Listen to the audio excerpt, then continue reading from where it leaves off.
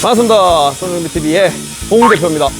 오늘은 중고차 사실 때 사고차 구별하는 방법, 그리고 어떤 사고차는 사도 되는지 어떤 사고차는 안 사도 되는지, 그리고 제가 엔진 미션은 전문가가 아니기 때문에 엔진 미션 계열은 빼고 외관 위주로 이런 차는 피해야 된다, 뭐 이런 차는 사야 된다 한번 말씀드릴게요. 중고차 살 때 아주 꿀팁입니다. 조회수가 나왔으면 하는 바람이 있습니다. 구독, 좋아요 눌러주십시오. 시작합니다.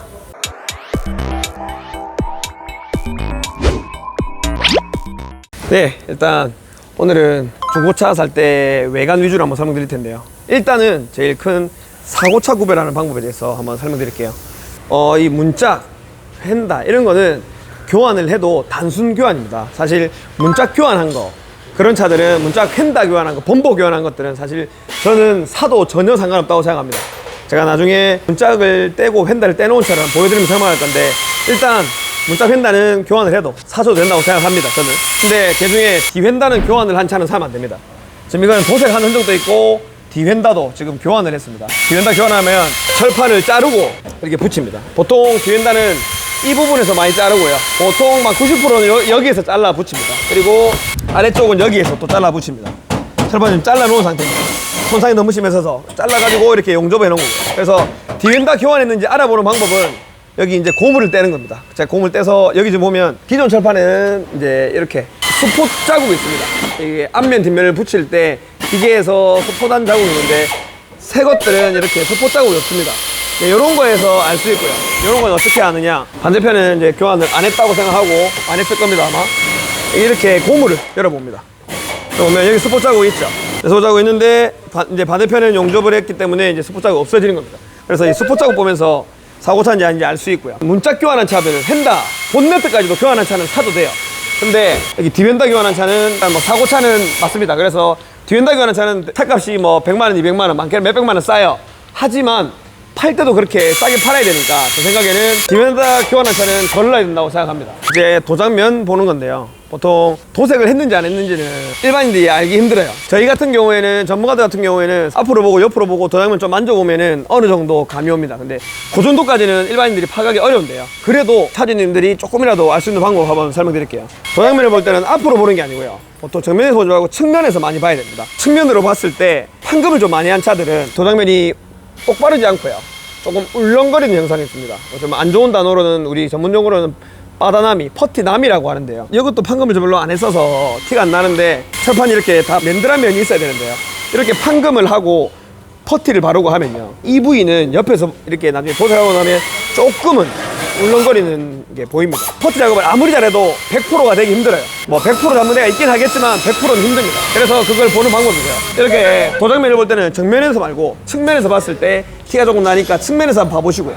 측면에서 보면은 철판이 딱 맨들해야 되는데 조금 뭔가 좀 울렁거림이 있다, 그러면은 그 차는 도색을 한 겁니다. 근데 사실 도색한 차들은 사도 돼요. 근데 한 번 도색이면 괜찮은데 두 번, 세 번, 네 번 도색을 하다 보면 차가 광택도 빨리 죽고 페인트가 갈라지는 현상이 생길 수도 있고 하기 때문에, 많이 도색한 차는 걸러야 되기 때문에 차를 봤을 때 기포도 좀 올라와 있고 좀 광택도 조금 안 나고, 어디 광택 나고 어디 광택 안 나고 하면은 그거는 도색을 많이 한 차입니다. 그래서 도색 많이 한 차는 걸으시고요. 뒤엔다는 일반인들도 쉽게 도색을 했는지 안 했는지 알 수 있습니다. 뒤엔다를 보여드리겠습니다. 이 차는 뒤엔다가 도색이 된 차인데요, 도색이 되면 이렇게 실이 접하는 부위가 좀 이렇게 페인트가 좀 묻을 수 있어요.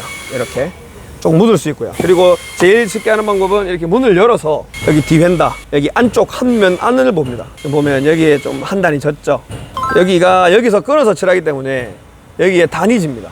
이렇게 단이 져 있죠. 여기 이렇게 단이 져 있습니다. 이렇게 단이 져 있는 걸 보면은 뒤엔다는 도색을 했구나 알 수 있습니다. 근데 사실 도색을 한 번 정도 한 거, 한 번 해가지고 색깔 잘 맞으면 도색해도 상관없어요. 근데 그래도 도색을 안 한 차가 좋겠죠. 그래서 도장면을 볼 때는 측면에서 봐라, 정면으로 보지 말고. 그러면은 조금이라도 어색한 걸 찾을 수 있습니다. 그리고 이렇게 좀 접한 부위, 이렇게 큰 넓은 면을 보지 말고, 넓은 면 보면은 어차피 전문가들 아니면 못 봐요.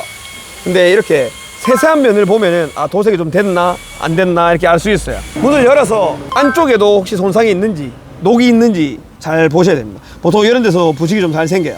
이 차는 부식이 없습니다. 중고차 살 때 사람들이 뭐 꿀팁이라고 하면서 볼트 자국 보라고 하는 사람들이 제일 한심합니다. 그런 사람 되게 많더라고요. 뭐 볼트 이거 보면 이거 볼트 풀었네요, 이건 뭐 본네트를 떼는 적 있습니다 이러는데, 저 같은 경우에는 신호정비에서는 그 본네트 칠할 때 떼서 칠한 경우가 많아요. 왜냐면 도장면이 되게 넓기 때문에 붙여서 칠하는 것보다 떼서 칠하는 게 더 나을 수 있습니다. 그러면 사실 볼트 4개만 떼면은 본네트를 바로 빠져요.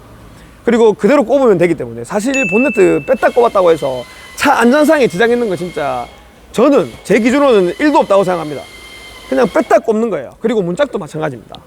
여기 지금 보면 볼트 1개, 2개, 여기 볼트 1개, 2개, 3개, 4개, 총 4개 풀면 이 배선만 빼면은 문짝은 그냥 그대로 싹 빠져요. 펜다 같은 경우에도 볼트 한 10개 정도만 빼면은 빠집니다.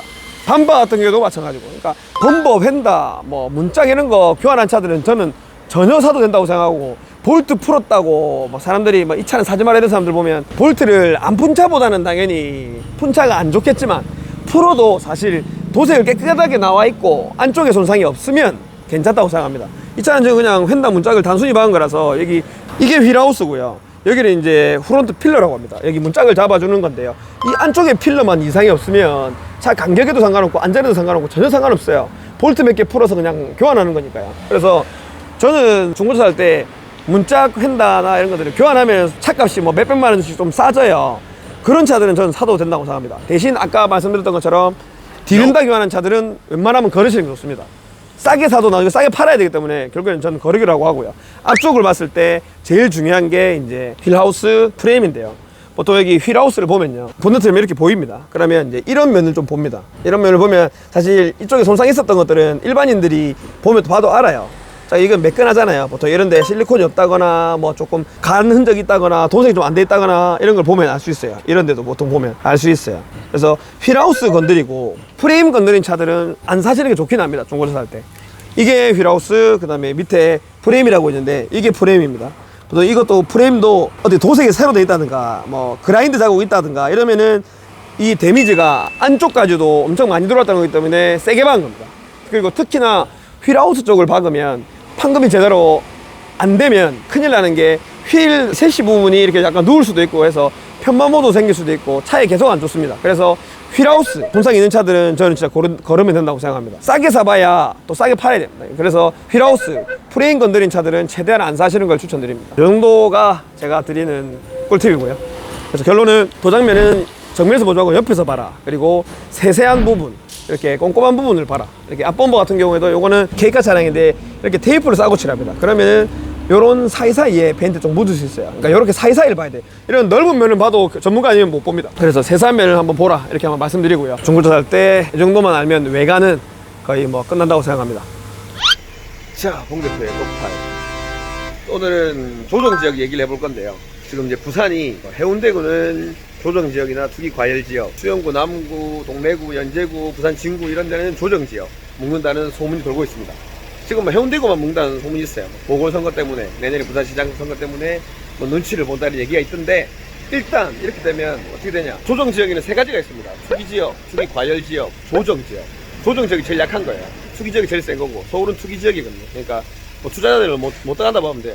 그러니까 서울이 뭐 맨날 뭐 정부가 투기꾼과의 전쟁이라고 하는데, 서울에는 진짜로 투기꾼들이 안 들어가요. 들어갈 수가 없는 구조인데 무슨 투기꾼이 들어갑니까? 여기서 할 게 뭐냐, 투기지역, 투기과열지역, 조정지역은 정부에서 정해준 좋은 지역이고 좋은 입지입니다. 사람들이 선호하는데요. 조정지역 걸려봐야 학습 효과도 있고, 지금 수원도 마찬가지고요. 조정지역 걸렸던 데가 잠시 멈췄다가 다시 갑니다. 왜냐? 사람들이 선호하는 데니까. 차라리 오르기 전에 진짜 빠른 타이밍에 막 잡았으면 차라리 몰라. 근데 지금 조정지역 묻는 시기가요, 부산 해운대구, 금정구, 동래구, 뭐 대장 끝들은 이미 5억씩 넘게 나올랐어요. 지금 묶어도 돼, 지금은. 근데 묶어도 필요가 없어요. 왜냐? 지금 이제 어차피 자연적으로 좀 실가가 너무 높기 때문에 사람들이 살 사람 안 살 사람 정해져 있다고요. 지금 묶고 많이 늦었어. 그러면 뭐가 문제냐? 부산에 막 여러 구를 묶으면 부산의 시민 자체가 죽어본다고요. 그러면 뭐가 안 좋냐? 이제 늦지막하게 집값이 엄청 쌌다가 이제 오르고 싶어 하던 사람들, 뭐 부산을 예를 들었을 때 영도, 반송, 그러니까 제일 그래도 집값이 조금 낮고 사람들이 조금 덜 선호하는 지역, 얘들이 좀 오르려 하는데, 다대포 오르려 하는데 이제 조정지역 묶어가지고 심리 다 죽이 부는 거라. 이미 그 조정지역 된, 투기과열지역 된 해운대 이런 거는 이빨이 올랐는데 뭔 소용입니까? 늦었어. 할 건 빨리 해야지. 참 기도 안 찹니다. 대전 그렇게 이빨이 갈 땐 가만히 안 두고 청주 조금 가니까 바로 묶어가지고 청주 시민들 난리 났잖아요. 뭐 그런 것처럼 지금 조정지역 묻고 많이 늦었습니다. 괜히 안 좋은 입지의 상품들만 좀 오르고 싶은데 안 올라가는 거예요. 심리만 잠시 죽는 거고. 위에서부터 풍선이 커져가지고 밑에까지 내려가는 중에 꺼져버린 거예요. 밑에 안 가는 거예요. 차라리 풍선이 커질 때쯤 처음부터 막았어야지. 막을 거는. 이미 학습할 건 다 했는데 이미 다 올랐는데. 에이구 늦었다. 일단 제 생각은 그렇습니다. 부산이 조정지역이나 투기가 된다고 해도 사람이 학습 효과도 있고 몇 개월 잠시 주춤하고 가는 곳은 갑니다. 좋은 입지에 좋은 상품들은 잠시 뭐 조정 조금밖에 안 받아요. 뭐 받아봐야 뭐 거래가 좀 안 될뿐이지 안 판다니까요. 사람들 몇 천만 원 안 떨어집니다. 실거주를 찾으신 분들은 조정지역 걸리면 그래도 조금이라도 싸게 살 수 있는 기회가 생기겠지만, 그리고 1번 상품 말고 2번 3번 상품은 조금 늘릴 수 있어요. 제일 좋은 거는 진짜 안 늘릴 거고요. 제일 좋은 거에 밑에 애들은 거래가 조금 안 될 수 있어요. 그럼 그런 것들을 좀 잡을 수 있는 기회가 되지 않을까 싶지만 그것도 얼마 안 갑니다. 정말 열심히 알아본 사람들한테만 그런 기회가 가지, 가만히 있는 사람한테 그런 기회가 안 가요. 저는 그런 기회를 잡을 수 있도록 열심히 하겠습니다. 감사합니다.